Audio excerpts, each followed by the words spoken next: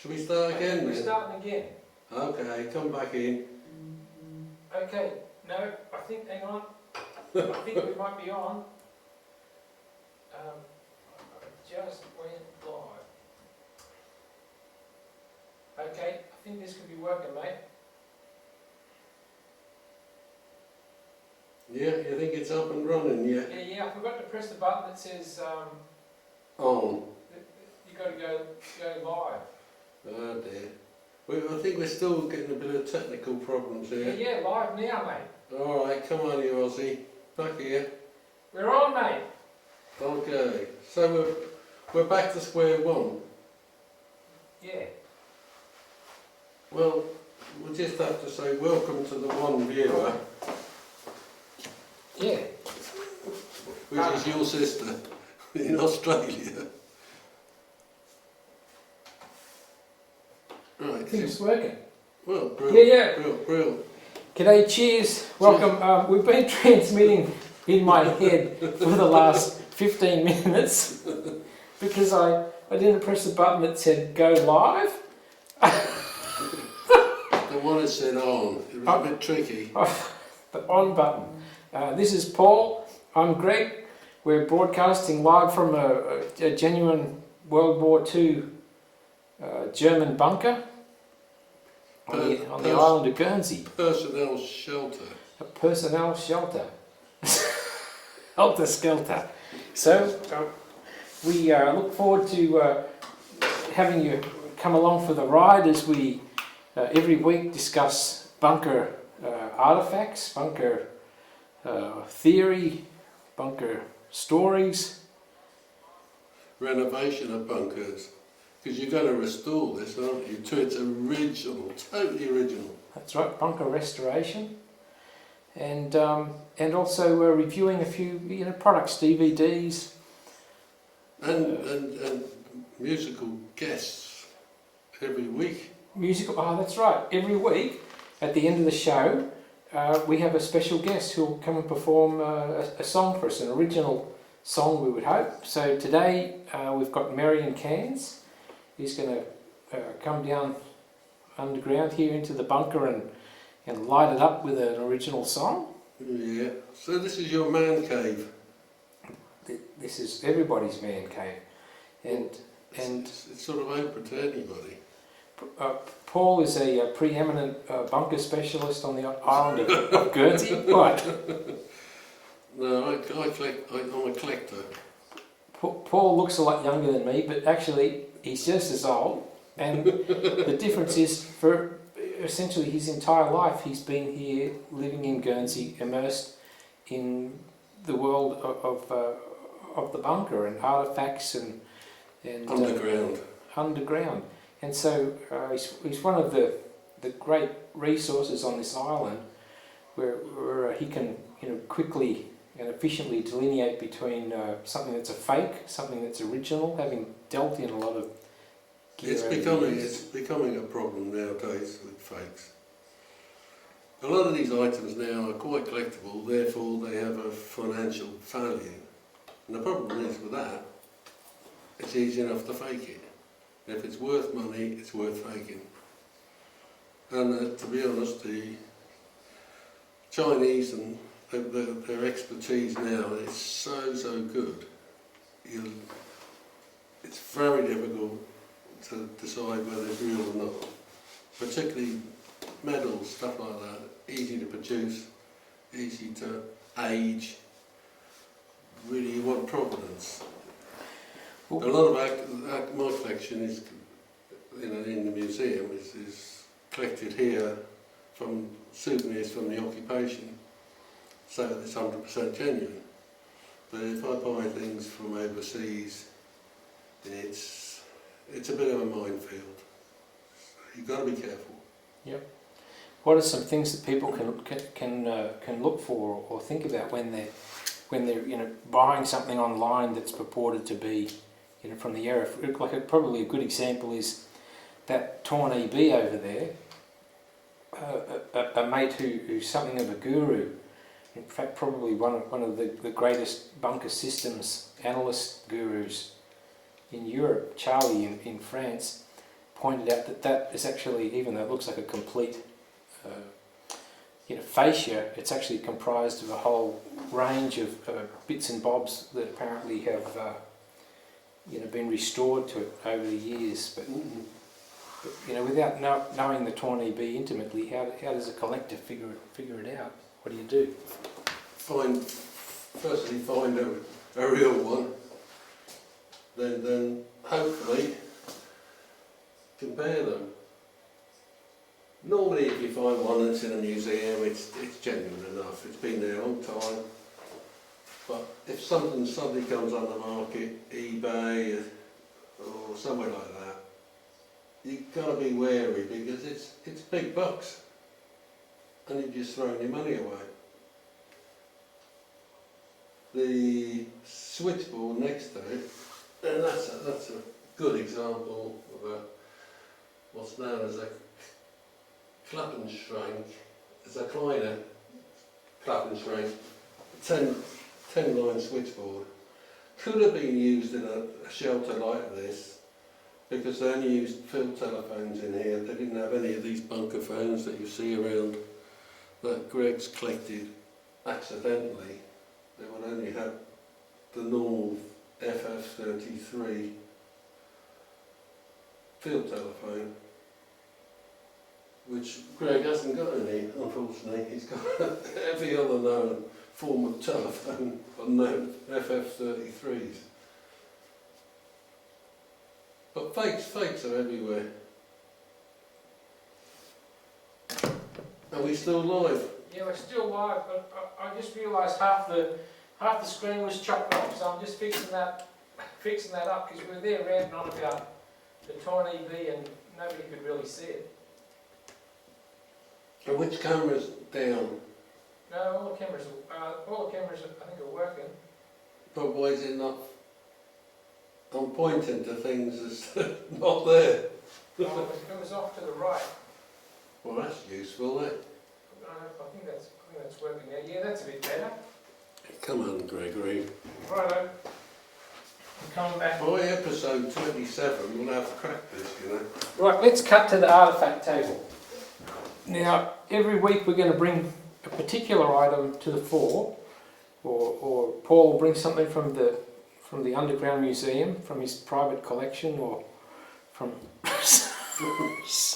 somewhere big borrowed or stolen. from somewhere or other. And so today we have a couple of items on the table. I believe they're connected with telephones. How, I'm not sure. They might be for boosting a field telephone, the FF33, which was the Feldfernsprecher 33, the basic Bakelite portable phone, like we classify as a mobile phone now. Theirs was a bit bulkier, but this instrument, I think, either boosts the power or does something to do with telephones. I hope somebody out there can tell us more details. The case is dated 41, and there is a Waffenamp mark for code 1101, which might mean something to somebody, but it means absolutely nothing to me. So if anybody can help us, be most obliged. Have we got that, Greg? Yeah, I think that's working. Good boy. You can come back now.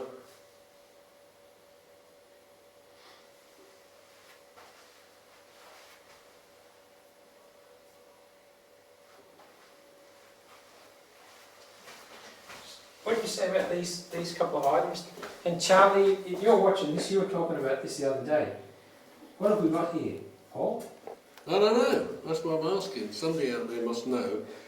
The only person that's viewing that wouldn't know is your wife, I suppose. Charlie, you should know what this is. Hey, Bunker Guru.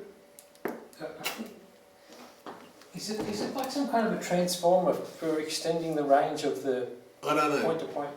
It's to do with telephones, whether it's fixed telephones, the switchboard, or just on the FF33. I don't know. And can you point out some of the identifying... I have done already. Oh, you did? Yeah. Right. So that information. There is a list of these codes for the Waffenamt. Well, I haven't got a list. Mate, you've got another item here. It looks telephone related. Come Yeah, I don't know what that is either. Right. Do you understand the Waffenamt system, do you, Greg? Tell us about it. Well, in 1919 the Germans had not the Third Reich, they had the Weimar Republic. And they set up all these factories making this high quality kit, mostly weapons. But each factory they put in inspectors so that they could check the quality and give them a code for the factory. And if they're up to standard, they what's known as Waffenamted, put a little eagle on it and a code number if it's passed muster. This way we can trace which factories made things, but I haven't got that list. Somebody out there would have, and they should be able to track who made it. What it's for, I don't know. But once in the Weimar Republic, the Waffenamt is like a drop wing eagle, whereas once it got into the Third Reich in the mid-30s, the eagle became an eagle and swastika. So it's easy to tell whether it's Third Reich period or not. But these are all Third Reich. But the item Greg's got in his hand now, again I believe is telephone related, but I don't know what it is. Yeah. But it is dated. Greg, turn it over. On the back, that's it, 1940, what date's it? 1943. Yeah, and it's got a factory mark on it, which I don't know the factory, but I'm sure one of you people out there will know. Charlie, you know what this is? This box on the top, like the abandoned pub. Your clapping shrank. I reckon when you get a call in, or when this is active, I'd say that this is like an observation. I'd say it's a little flag comes up or something, like an observation window. So if it was a super noisy environment, you might know if there was a... Maybe. I'm only guessing. But the jack block goes in somewhere, but I don't know where. Possibly into your FF33 mobile phone. or into your switchboard. I don't know. But again, I think it's telephone related. Very nice piece. I'm hoping somebody will know. Yeah, right. Because you feel a bit of an idiot putting that in the museum, which is telephone item. You would? Well, I would. So anyway, you're into these bunkers now. Magnificent. The engineering is extraordinary. You've got this bunker bug. You know. So why don't you go to that lecture on Saturday? Yeah, that's a good point. So on, if you watch this before this Saturday, I don't know what the date is. What's the date today? The 7th? I don't know. I can tell you when this lecture is. It's going to be brilliant. And this is run by Society Guernsey. No? Yeah. You're not a member of that, I'm afraid. Yeah, no, I joined a couple of days ago. The Societe. Yeah, so I don't have to pay £5 at the door. I thought you joined the Channel Islands Occupation Society. No, I joined Society Guernsey. Societe Guernsey. How do you say it? Societe Guernsey. Sausage sizzle. That's the one. Anyway, it's 11 AM at Candy Museum in the Frossard Theatre on Saturday the 14th. And it's going to be a knockout because this guy, Chris Shaw, is some kind of chartered engineer, you name it. He's got a zillion letters after his name, so we've got to learn a lot about bunkers and stuff. See, all these lectures are going to be about Channel Islands bunkers, fortifications. And the engineering, the underlying engineering. Yeah, so it's going to be something else. So Is that your handwriting or is that a flyer or something? no, that's my scribbles off the internet. Righto. So if you want to find out about it before the event, If you're not a member of the Société Guernsey, you can still turn up. you can still go as an unmanned member and pay £5, £5. which is nothing. But if you want to join, and you should join, it's £25 for a year, and I think that includes. Well, I mean that covers all sorts of things: archaeology, botany, bird watching, you name it, astronomy. I mean, it's a great society. I've been a member for since I left school. Yep. Which is maybe 20 years ago. Hey, here's a quick one for you. How can you easily tell? I mean, then the fakes, you said the fakes are getting better all the time. Yeah. But fake helmets, Oh, the squeeze test. Tell people about the squeeze test. I don't understand the squeeze test. Oh. Well, how do you tell the difference between a real helmet, a genuine, Reich The best way that helmet? you've got to look at a helmet as if you were going to fake it. Well, let's pull this paratrooper fake out. Forget him, because this is the standard. Okay, whack him under the wacky dacky light. Right here. Yeah, whack him over there. Right. Standard at roll 35, rolled edge.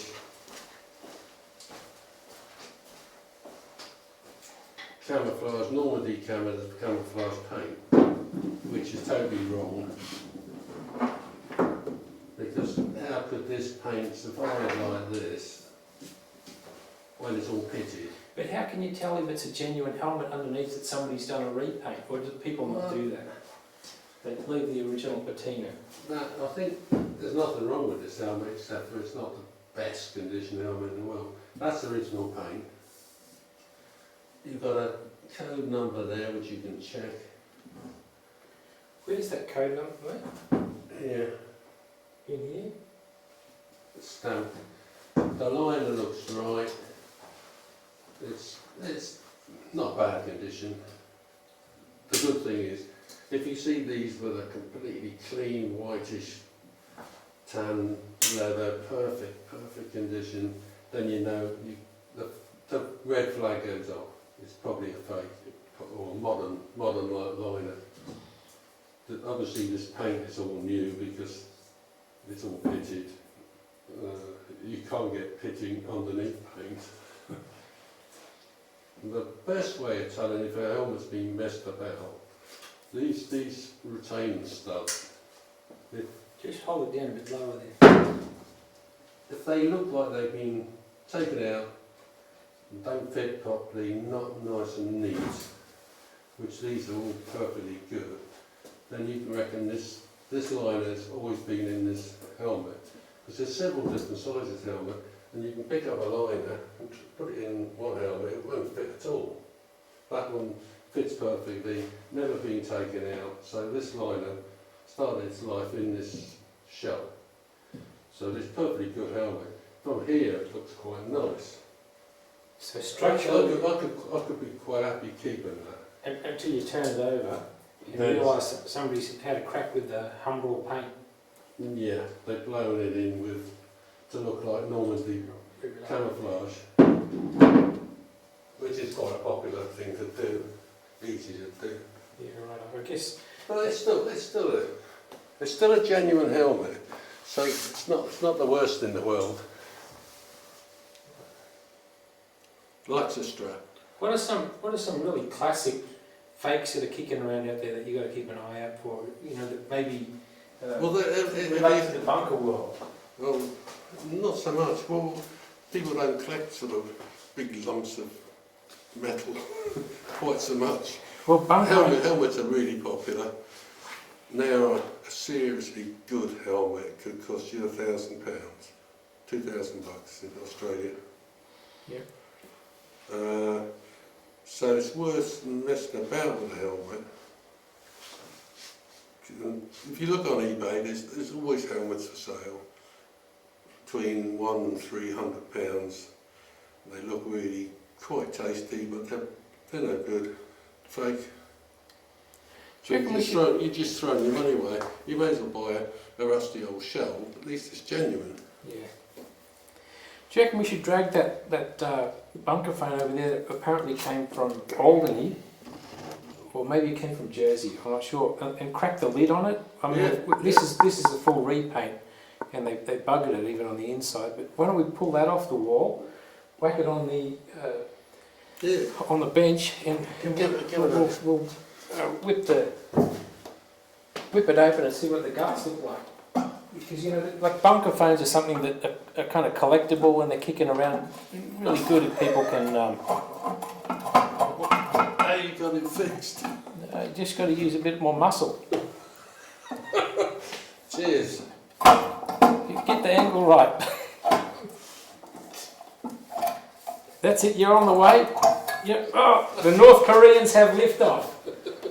Right, Yeah, you didn't tell me it was heavy. yeah, they are bloody heavy.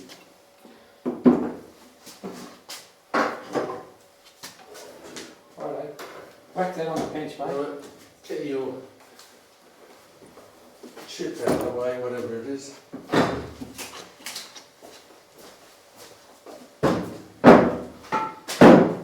Right, we've got a nice little plate here. I'm just going to hang on, mate. I'm going to move the mics over because I reckon people can't really hear what we're talking about over there.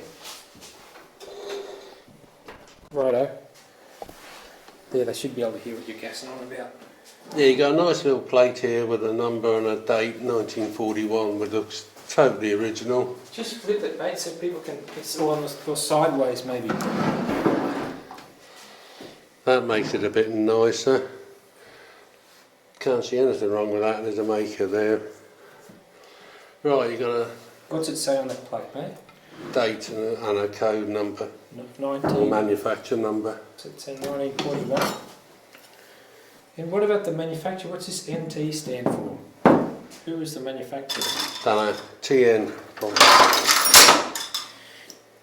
Now this bunker phone came with a handset that doesn't really match the patina. Is that typical or is that atypical? That's not original paint. I like this paint better, but they're usually like a olive colour. Neither of these are olive. So do you think they're both being repainted? Yeah. Righto. Now to crack these things open, how do Sparkies use these tools? I don't know what they're called. It's a spanner. But it's a triangular shaped head. Here mate, you do the honours.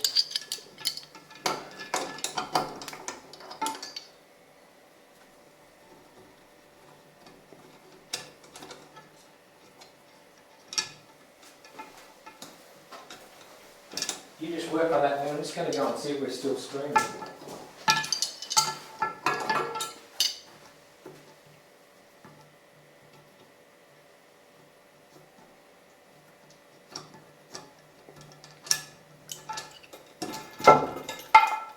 Oh yeah, this is really nice.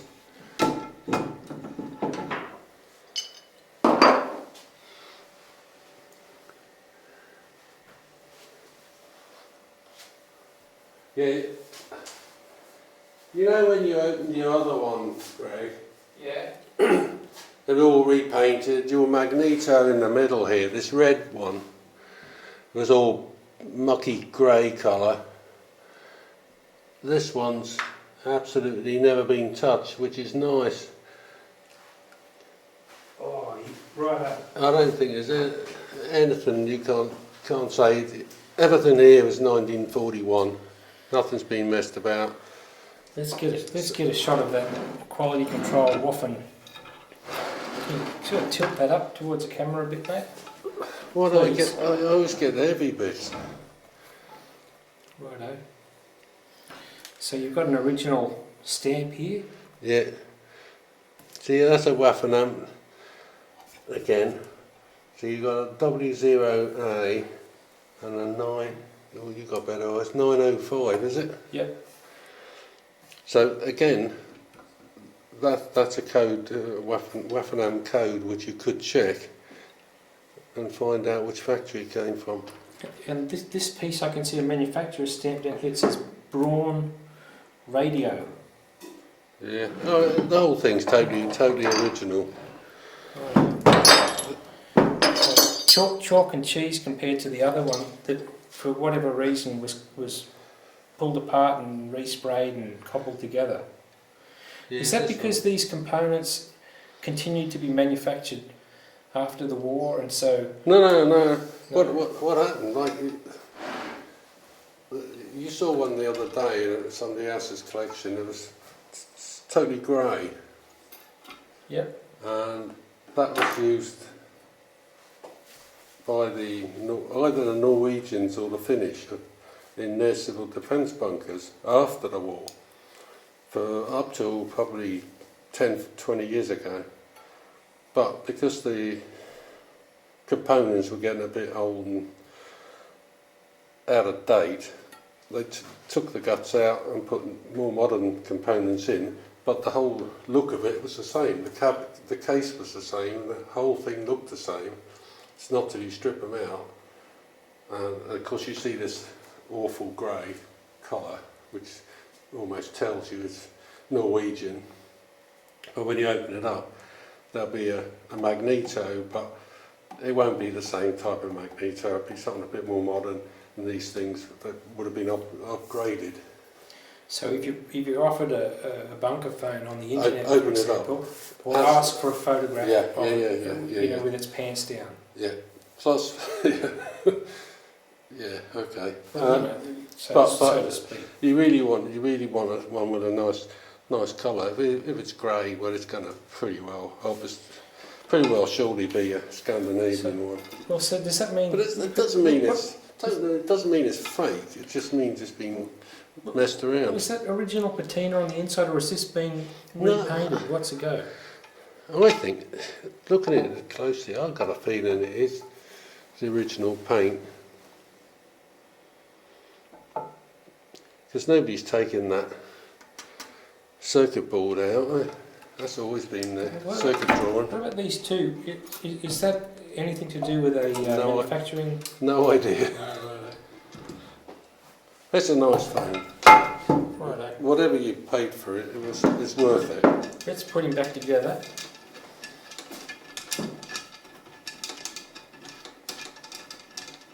But you still need. If there's anything that anybody who's watching this after the live feed, and obviously this is our first live feed, so hi Tanny at home, my sister in Australia. Are you actually? Oh yeah. And I think James, you might be watching, maybe not Elvis, Maryen, Owen, family basically, and friends. But if you happen to watch this after the event, and there's something that in the way of an artefact that you'd like to see up closer, or maybe you have us research, and Paul is an amazing researcher. That's the sort of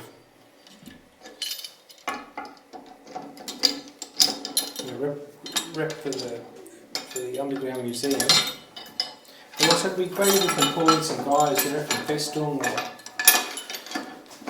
or wherever.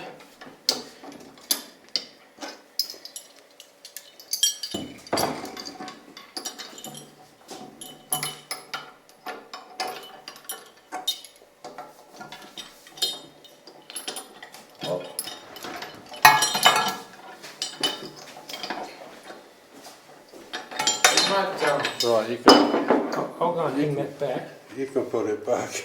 Righto. And I don't want to be responsible. no worries.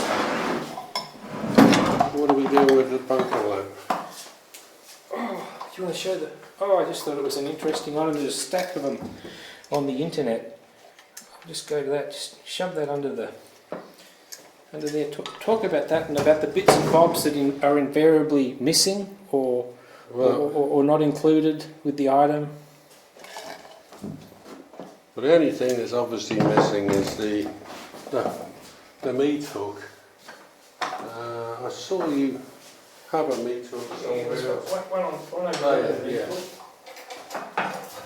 there. Right.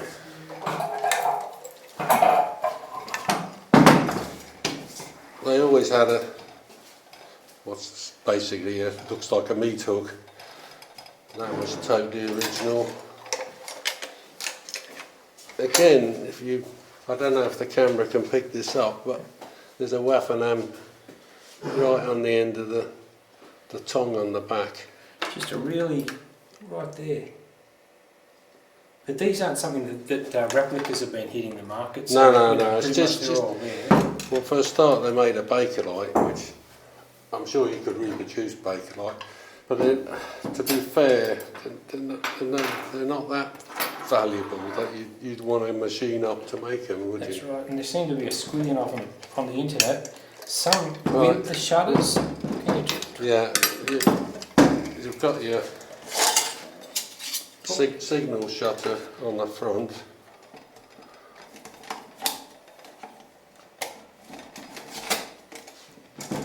And the blackout ones for the side, using back and front. Right, so that wasn't used just to limit the visibility of the light, but it was also used to signal, was it? Yeah. So you could plus that moves.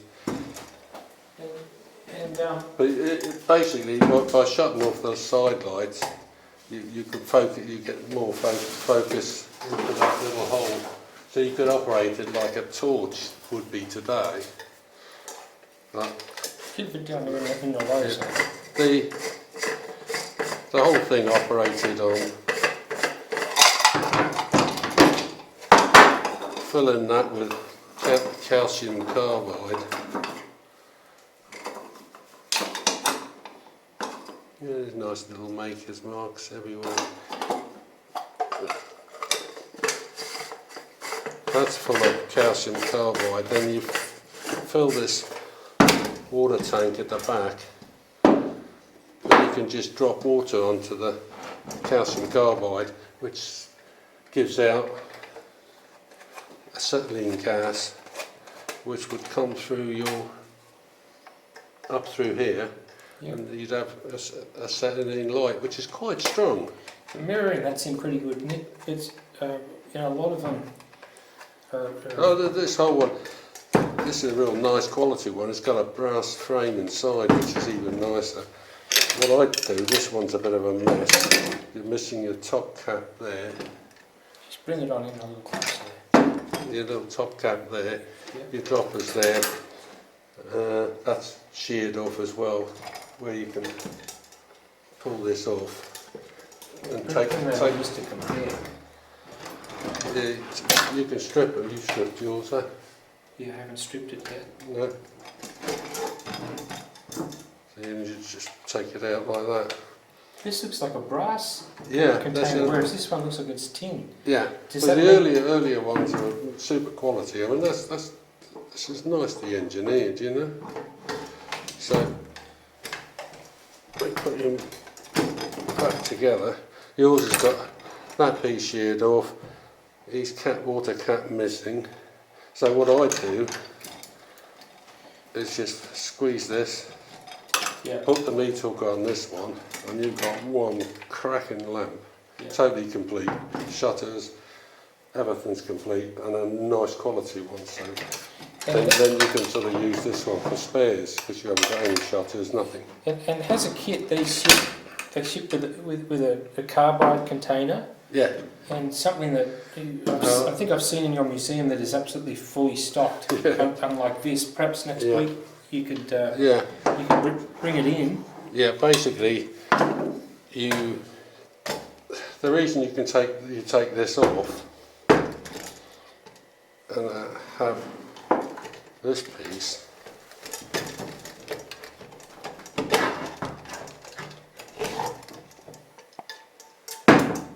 You can then, there's a piece that goes in here, slots in. Just put your hands a little bit up. Right. There's a piece here that slots in, and another piece here. Then there's a tube. So you can actually screw the tube in, it's about that long, screw that in, and it tightens it out, nicely tightens it up. And believe it or not, you can then stick a candle in it, which is in the bottom of this box, and you can walk around with this thing. This is a torch. Yep. It's got a candle one. Brilliant. Also in here, there's a set of, no, it's in here, a set of coloured filters to go on the front here. A green class one and a red class one. Now I think you've got a complete system. Yeah, these hold these little johnnies there. What do these hold?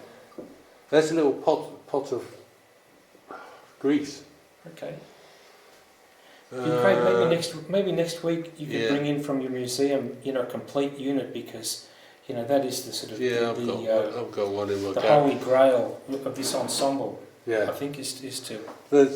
What happened in Guernsey in my lifetime, I must have bought 50 at least of these boxes. They've actually never got anything in them. Because what the locals did, they throw away the bits and pieces because they're no use to you. Yeah. Rip these bits off and just have a nice little box to keep your screws and bits and bobs in. But that's like you say, that spares box is the holy grail. You go a long time before you find one. I haven't had one in my garage spare, but you'd have to be awfully nice to me, Greg. Mate, It'd be barbecue. just keep it in your garage, mate. I don't want to be like scabbing stuff off you. It'd be barbecues for a year. But I don't know how we're going for time. But Maryen, if you're watching, if you want to make your way over to the bunker with a guitar and knock a song out, that'd be awesome. Yeah. So I think we've had a pretty good start. We've looked at a couple of things. Oh, what we didn't do is reviews. And so a couple of items here, which we'll throw under the... Yeah. Shall we put it under the camera? Yeah, I think that's worth talking about. I'll just move a bit of that clobber, mate, and I'll cut over to that. I'll put your lamp together later. Thank you. Yeah, that book just been published by a colleague of mine, Simon Hamond. It is absolutely stunning book. Yeah, mate, let's leave it under here so people can do you want me to show the back? Tell us about the book, mate. Sorry, I interrupted you. What's important about a book? Over the years, there's been dozens and dozens and dozens of books written about the occupation. Well, hang on, I've got to move the mics, mate. Oh shit, I better get another mic. I forgot about that. Go for it. Yeah, I mean, in the last, since 1946, there's been, I would say, probably 150, 200 books written about the occupation. They've all got some photographs in, but they tend to rehash the same photographs. Once you've seen it, you've seen it. You don't want to see it again, really. But Simon, this chap who's written this book, he's sourced, I don't know, from all over the world, some fantastic unpublished photos. So you've got a book stuffed with photographs you've never seen before. You keep talking about it and I'll thumb through a few pages for people while you're talking about it. And what's really exciting about it is this is volume 1, so hoping he's going to keep producing these books, because these photographs are really magnificent. And you can walk around the island and see a bunker or something and actually guy standing in it, or around Castle Cornet. There's some really good photographs. So I think anybody wants to, because you can buy that book at our museum. That's a point, and you know, a lot of the stuff that we review that's kind of available, like retail items like this. Yeah. If you get onto the Guernsey Underground Museum and talk to Paul or Pete in there, and they'll post it out to you. Or, you know, no on worries. Guernsey. No worries. Well, hopefully we might be able to track him down this bunker and have a chat. Great. Because I'd love to know how he sources some of this stuff, because it really is one-offs. Well, would these be private collection photographs No, from the Prior Library, or? Some probably ex-archives. Bundes archives in Koblenz has got a lot of stuff. But where Simon sources some is the soldiers were allowed to take photographs. The civilians here, during the occupation, it was prohibited to take photographs. I mean, you'd be in serious poo if you took a photograph. Whereas the Germans could carry on and take photos of their mates and their gun positions and stuff like that, which is, they'd send back home, that their family would build up a photograph album or something like that. He'd perhaps bring back some after the war, although they weren't allowed to bring much back, because they mostly were POW'd and sent to the UK with nothing. But the ones they sent home, hundreds, thousands would have been sent over the 4 years. They're still in family photograph albums. So they do turn up, but it takes hundreds and hundreds of hours trawling the internet to find them. Simon's perseveres, and he's pulled out some beauties. I mean, really crackers. So hopefully we'll see volume 2 one day. Well, I was just reading on the back there, and it says that he's hoping to bring out further, you know, volumes. So, well, I'd say he must have the biggest collection in the world of original photographs of the occupation. It's fantastic that he's not just, you know, coveting it, keeping it all locked up. Absolutely, it's now going out to the public, which is where it belongs. So he's worked very hard to get them. Tell you, somebody else would be great to get down here would be Ernie, because he's a living legend who has absolutely... He's a legend in his own mind, you mean? He is a legend who has invested extraordinary knowledge and effort into restoring some of the, you know, the peak, you know, restored bunkers on this island. He knows everything. So. And he can, well, the good thing is, he can walk in here and tell you, oh, that screw hole, there, the light went there, that screw hole there, the switch was there, this bit of wire coming out, took a telephone. I mean, the likes of me and you, we walk around and we don't know shit really. That fellow I was telling you about in France, who is an absolute guru in terms of those systems, is very much the same. He's like a younger generation of Ernie. His knowledge is encyclopedic. So, you know, hopefully if we have a question or somebody posts a question or poses a question to us, we can, you know, through the network get an answer. Yeah, brilliant. I mean, knowledge is there to be shared. Yeah. I mean, you can't be... There's also the Festung boys here. The Festung boys. Talk about Festung Guernsey.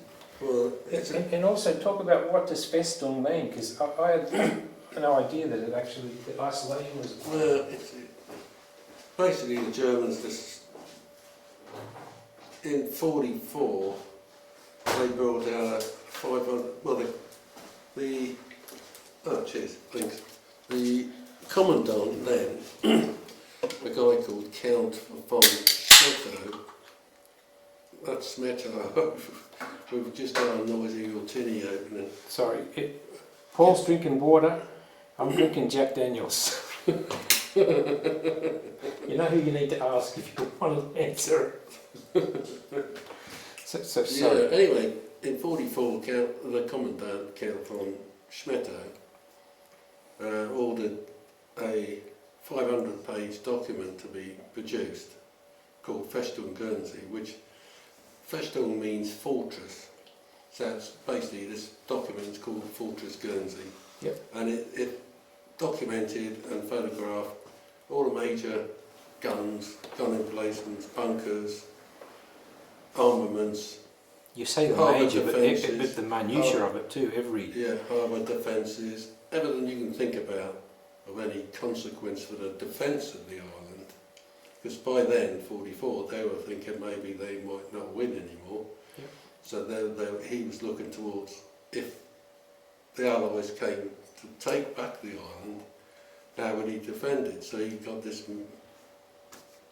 500-page document, and it's called Festung Guernsey. There's 2 copies over here, one in the Prio Library and one in the Gref. The States has got that. That's this is complete. But anyway, I'll do one, move on to the next one. they put back. Hello. Our music actor's turned up. Hello, Right. hello. Come and have a seat.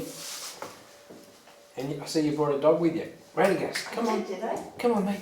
Hello. Hey, Randy. Come on, Randy.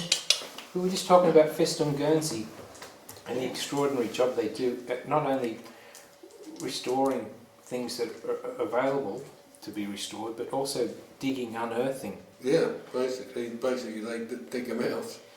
There's a lot of work, but they've restored the mortar at Fort Helmet. That's going to be sort of operational. It's brilliant, unbelievable. They can clean out gun pits so that the public can see it. Because a lot of this stuff was covered over after the war. The locals didn't want to know. That was a field, there was a big gun pit in the middle of the field, a big lump of concrete. Let's cover it over with earth. At least if we can graze our cows on it and do something. They don't want a gun pit, because the gun's gone. Yeah. Well, you know the problem with gun pits in your land breeding. Yeah. Anyway, it'd be great to have somebody from some of those peak bodies on the island to come along and talk. Magnificent. Don't forget before we cut to Maryen about this Saturday. If that's a must. Anybody interested in bunkers? Candy Gardens. Yeah, the Flossard Theatre. 11 a.m. Yeah, and non-members £5, members free. With a talk from what's the gentleman's name? Chris Shaw. Chris Shaw. An absolutely comprehensive engineering perspective. Yeah, it's going to be stunning. Bunkers. Very good. Hopefully, Keep that in your diary. Well, hopefully they'll let us video it and perhaps we can upload it.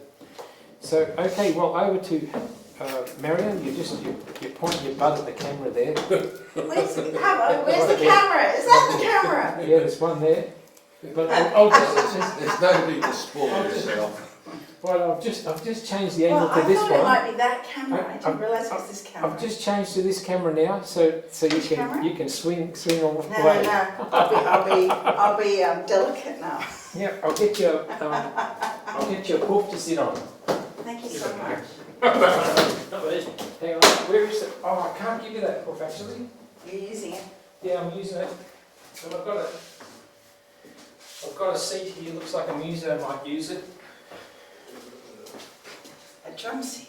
Yes, It's actually nice and warm down here. It's a For some drum reason I was seat. thinking in the bunker it'd be No. and spiders and stuff, but it's very nice. Well, in our tunnels we've got, I was telling Gregory earlier, if you go in there in the middle of, we work sometimes in the night time, Yeah. redecorate during the winter. It can be freezing cold outside, you go inside and it's just like your living room. It's absolutely Oh perfect. wow, that does sound good. By the time you finish doing a cellar painting, you're down to less clothes, put it that way. Yeah. Yes, tell us you've stripped down to your G-string in the Underground Museum, mate. It's never going to feel the same next time I walk through there. I'm going to be imagining the ghost of your G-string. I'm so sorry, but my pig is not here. I need to just go and get it. Do you have to use a pig? Yeah, this time I do. Well, I'm so sorry. that's okay. We will We'll let just the keep the guitar satellite acclimatise. going for a little bit longer. It's probably not even live. Hang on, let me just... No, it is. Yeah. Yeah, it's live. I've been watching you guys. What's the picture quality like? Well, I could see you doing things on there. Was it there? Where were you looking at things close the up? camera there. Yeah. Oh, could you look after the guitar for me? Yep. And in fact, why don't you play a song, Greta? No, come on. And I'll be back shortly. No, seriously. No, actually, I mean, person, Maryen. Yep. Okay, we'll wait for you to bring a pick back. Okay. Oh, what back? Oh, Maryen needs a little guitar. Yeah, Pete. Yeah, anyway, going back to getting some of the boys, it'd be interesting. They really do a fantastic job digging out places. Because there's still a lot of places to dig out, things to find. I was looking on their Facebook feed this week, and they just dug I think it was a gun mount they pulled out of a swamp on somebody's land with a crane or a tow truck. So this, how they even knew it was in there is amazing. But I guess they're out there with fishing magnets and a bit of local knowledge. Yeah, there's still quite a lot of rumours about. A friend of mine told us where a tank turret is buried, which we told Feston about it, and they'll probably investigate it one day, but they've got a whole list of things to do. Would that be an old Renault tank? Yeah, Turret? FT17, yeah. Yep. Because the Taurus were just used as little cupolas, really, that sat on top of lumber concrete. That's all First World War stuff.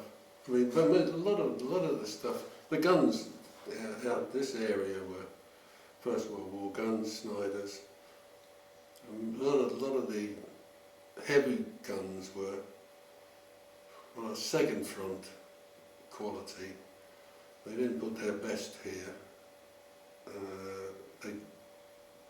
Basically, a lot of the stuff came from France. All the little tanks that were whizzing around the island were all First World War FT17s. They only little baby things. Probably not much bigger than your car. Well, your car, the state car. And Carbide tanks, that again, out of date, French stuff. We didn't have King Tigers rushing around the place. They needed the good stuff elsewhere. We had 88s, they were pretty pokey guns for anti-aircraft use. Hey, one thing I never asked you about your museum, the Underground Museum, when you and Peter started that, did you already have a massive collection of material that you could bring into that space? Yeah, we've been collecting since we were kids, which is a few years. It's pretty extraordinary. The exhibits in there are amazing. Well, we were around at a time when there was still plenty of things around. People kept souvenirs. Yep. You still could find it, but now it's pretty thin on the ground. Well, thanks, Paul, for tonight, and thanks for tuning in if you ever did tune in. And hi, Tanny and James and Elvis and anybody else who might have offered to watch our page. Accidentally found the site. And I'd like to apologise for the first 10 or 15 minutes when we actually started on quite a good note, and then I realised I hadn't pressed the button that said go live. So anyway, we didn't really start it at 7 p.m. UTC, but we intended to. And so next week we hope to be back with more panache and Hopefully a guest. and another a new musical guest, and also a bunker related guest. Hopefully, yeah. We'll try and persuade somebody. Would be terrific. And we'll just go to a wide shot now and then introduce you to the beautiful Maryen Cairns, and you can find material if you'd like to find out more about Maryen at maryencairns.com. That's MARYENCAIRNS.com, or Google on Facebook. Some fantastic music, fantastic albums, fantastic original material, and we're honoured to have you here tonight to perform as our very first guest in our inaugural bunker broadcast. And so we're signing off now. We'll let Maryen finish for the day, and Are we going to that one or that one this time? over here, and it's Can't bye. Good night from Paul and Uru from Greg. It's good night from Paul. Say good night. Good night from me and Uru from And Greg. hooroo from Greg. And I'll move these. Probably next week we might do a better job with more mics. I don't know yet. So I'll whack these here for you, darling. Sure. Hey, I was realising too, now Greg particularly asked what song I'm going to do. It's quite funny because I suddenly realised it was recorded in a studio called the Fallout Shelter a long time ago in London, and it's actually a studio underneath Island Records. And so I suddenly thought it's quite appropriate really that it's to be played in another bunker. Is it all going? Just check. It is too. So, without ado, if we're live, if we're going, are we going? I'll just get a bit of light on you. Hang on a second. Can I start? No, I'm we've got too much Greg wandering around. just going to fix the light up, and then and then you can start. Okay. But Greg particularly asked for this song. I haven't played it in a long time. It's called The Concert Bitch, but it was actually about like perfect pitch or concert pitch, which turned into the perfect pitch, the one that you look up to and you think, wow, wouldn't that be cool? So anyway, that's kind of what it was about. Now I'm just going to start playing because I don't actually know what's happening. So why not? Here we are in the bunker, the Guernsey bunker. See you next week, everybody.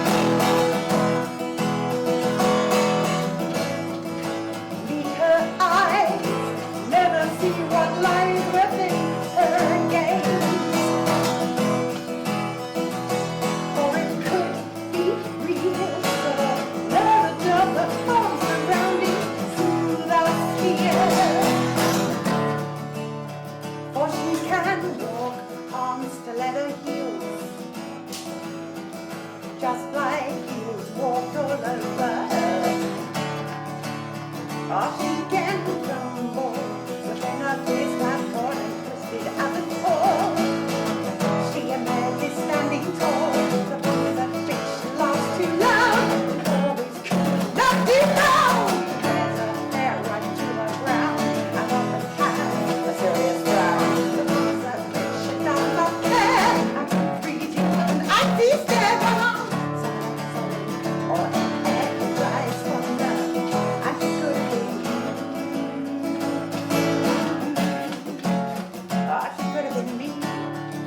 I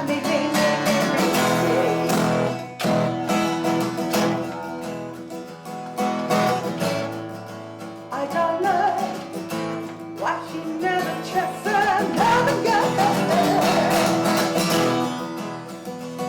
I guess not sexual, so there's no control of other girls. Oh no, no, no.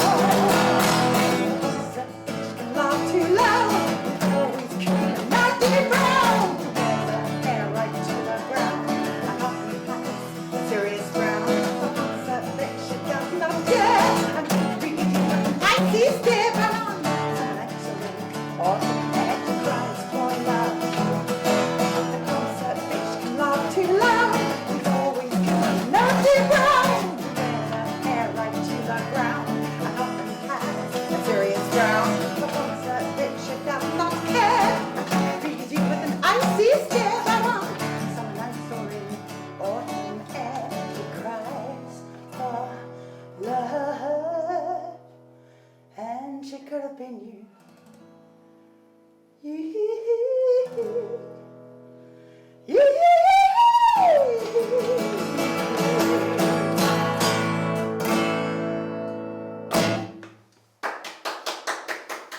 Guernsey Bunker.